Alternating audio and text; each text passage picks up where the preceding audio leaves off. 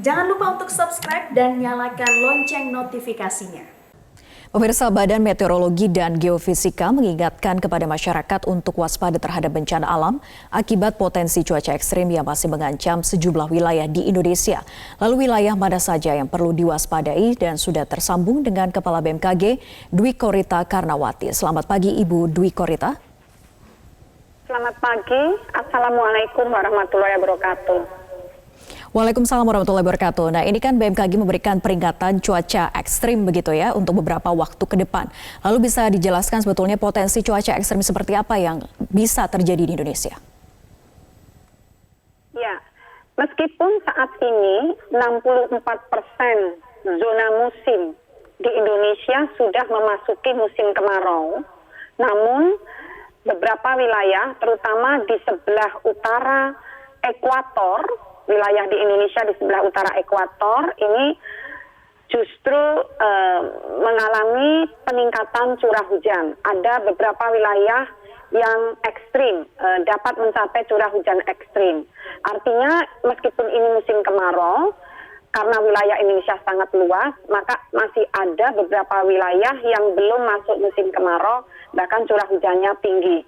Antara lain, dalam seminggu ke depan, wilayah tersebut meliputi wilayah pesisir barat Sumatera, kemudian juga Kalimantan bagian barat dan bagian utara, serta juga Sulawesi bagian barat, tengah, dan selatan. Artinya yang perlu diwaspadai di Sulawesi tidak hanya Sulawesi Selatan, namun juga Sulawesi bagian barat, tengah, dan selatan, serta perlu diwaspadai pula di Papua bagian tengah, yaitu masih berpotensi terjadi potensi hujan lebat. Namun sebaliknya, di wilayah Nusa Tenggara Timur perlu mewaspadai potensi kebakaran lahan akibat kondisi yang kering. Demikian. Baik, nah kalau dilihat berdasarkan analisis dari BMKG sebetulnya apa yang menjadi penyebab potensi cuaca ekstrim ini bisa terjadi? Sebetulnya penyebab utama antara lain adalah posisi kepulauan Indonesia yang juga sering disebut benua maritim. Ini ada di wilayah ekuator yang diapit oleh dua benua Asia dan Australia, serta dua samudra, Samudra Pasifik dan Samudra Hindia.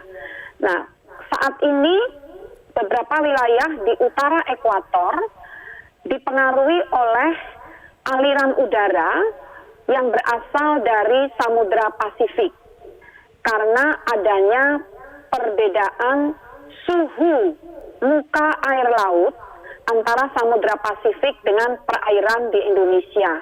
Akibatnya uap air yang berasal dari Samudra Pasifik ini bergerak menuju ke Indonesia, tepatnya di wilayah Indonesia bagian timur dan tengah. Jadi peningkatan intensitas curah hujan terjadi di daerah yang terpengaruh oleh aliran udara dari Samudra Pasifik, selain akibat penguapan di perairan Indonesia yang relatif suhu muka air lautnya lebih hangat. Itu.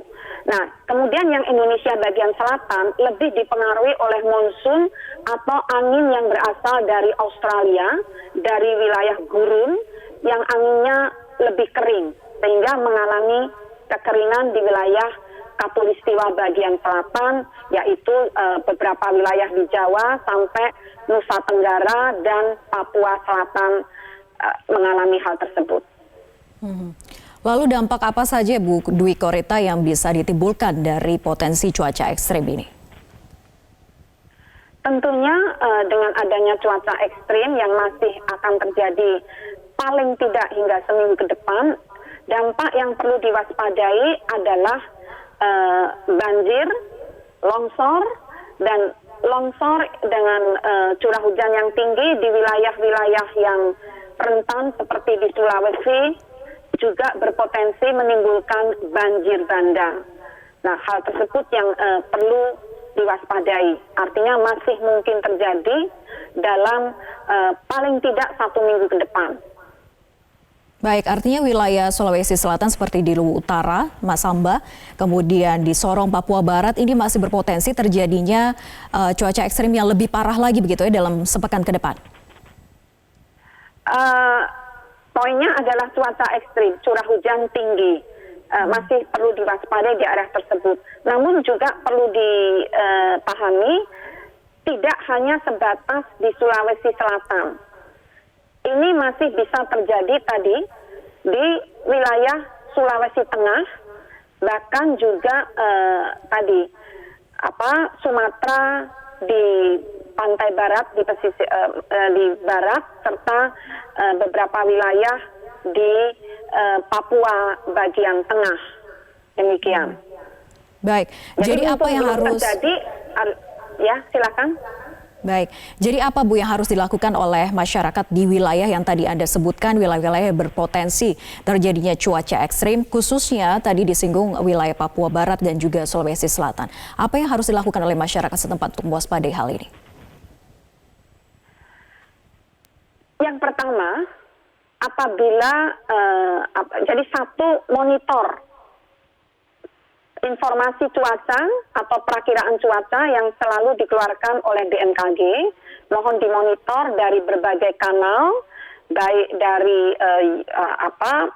mobile apps ataupun dari sosial media, dari website, dari radio. Kami selalu mengeluarkan melalui radio dan televisi dan melalui BPBD setempat. Kami juga sosialisasikan langsung ke masyarakat.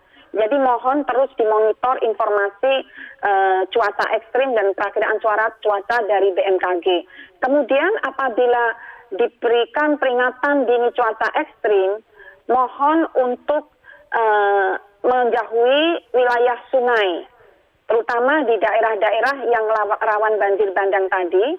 Jangan berada di dalam sungai atau di bantaran sungai atau di lembah sungai. Jauhilah wilayah-wilayah tersebut.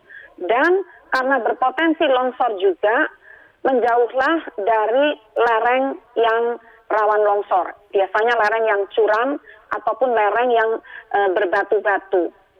Terutama hal tersebut yang perlu diwaspadai. Demikian. Nah, peringatan dini ini berlaku selama 1 pekan ke depan begitu ya. Setelah itu diprediksi apakah akan cuaca ini kembali normal?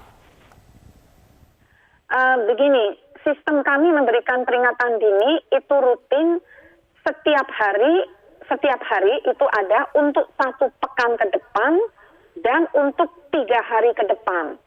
Kemudian untuk tiap jam itu juga ada peringatan dini. Dan jadi antara 3 sampai 1 jam sebelum kejadian ekstrim itu juga keluar peringatan dini. Sehingga mohon untuk terus memonitor hal tersebut. Baik, terima kasih Kepala BMKG Dwi Korita Karnawati. Semoga masyarakat di wilayah yang tadi disebutkan berpotensi terjadi cuaca ekstrim bisa mengantisipasi segala kemungkinan yang terjadi. Terima kasih sudah bergabung bersama kami di Metro Pagi Prime Time.